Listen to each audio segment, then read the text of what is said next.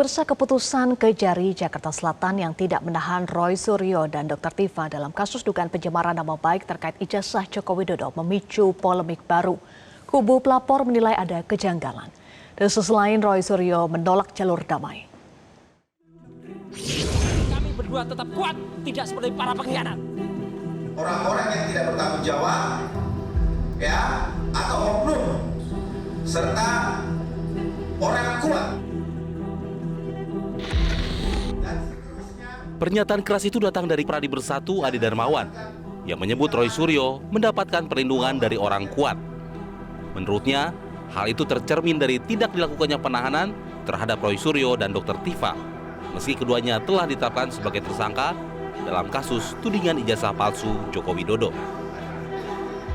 Bahwa adanya atensi dan intensi yang dilakukan oleh orang-orang yang tidak bertanggung jawab, ya, atau oknum, serta orang kuat yang dengan sengaja mendengarkan para tokoh-tokoh yang kita anggap tidak ada korelasinya dalam hal ini terkait perkara Bapak Haji Insinyur Joko Widodo.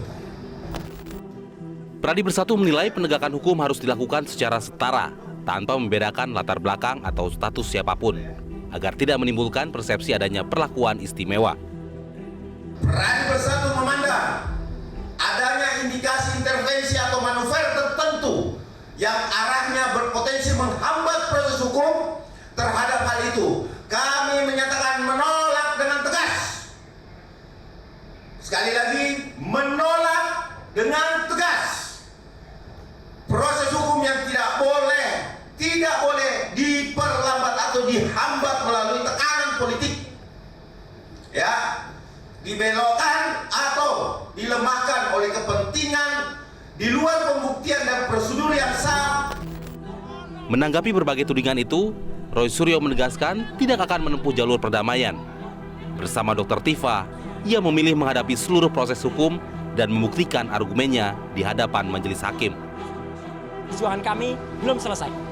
Sampai dengan hari ini kami masih akan terus berjuang menegakkan kebenaran yang ada. Dan mohon terus supportnya, dan insya Allah kami berdua tetap kuat, tidak seperti para pengkhianat.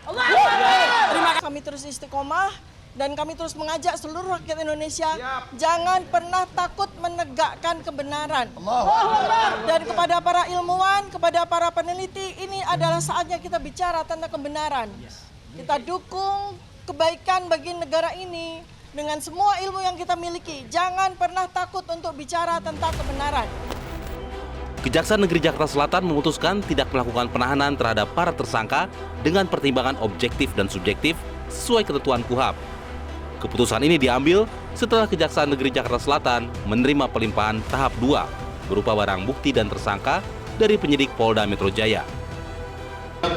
Pernyataan dari para tersangka yang akan senantiasa kooperatif memenuhi segala kewajiban dan aturan yang berlaku dan tidak akan mengulangi perbuatan dimaksud menjaga situasi kondusif, maka sesuai mekanisme dan ketentuan yang berlaku terhadap para tersangka tidak dilakukan penahanan. Dengan berkas perkara yang telah dinyatakan lengkap dan memasuki tahap persidangan, polemik mengenai tidak dilakukannya penahanan kini menjadi bagian dari perdebatan publik. Sementara kebenaran atas seluruh dalil dan alat bukti masing-masing pihak akan diuji melalui proses pengadilan. Tim Liputan Metro TV.